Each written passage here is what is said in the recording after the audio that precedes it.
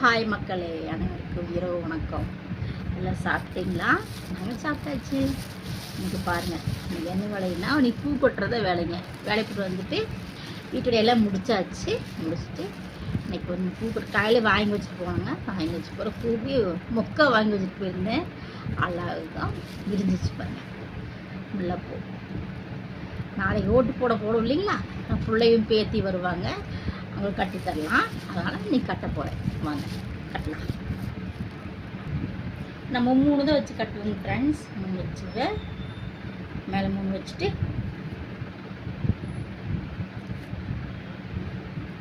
இந்த பக்கம் கீழே 3 சரிங்களா? மேலே 3 கீழே 3 வச்சு காம்பு மாற்றிக்கணும்.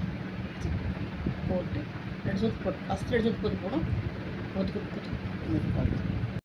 பாருங்க மக்களே, கட்டியாச்சு. பார்த்தீங்களா?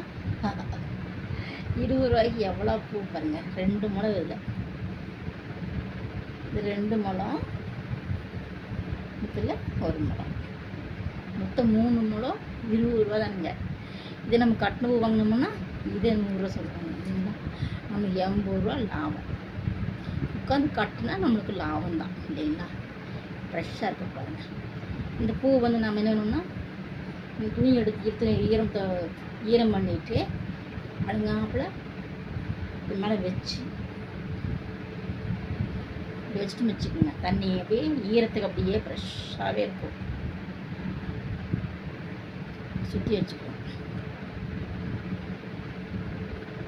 துணி போட்டுங்க.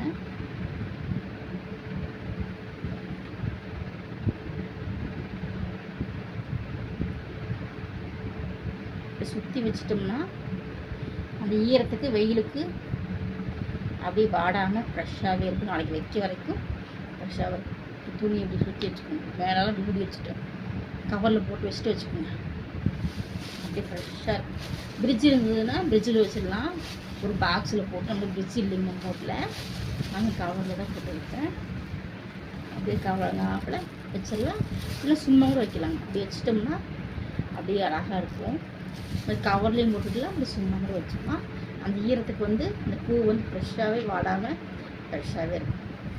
மணி வந்து 11:45 ஆயிடுச்சு ஃப்ரெண்ட்ஸ். சரிங்க, நாளைக்கு சந்திக்கலாம். பாய்.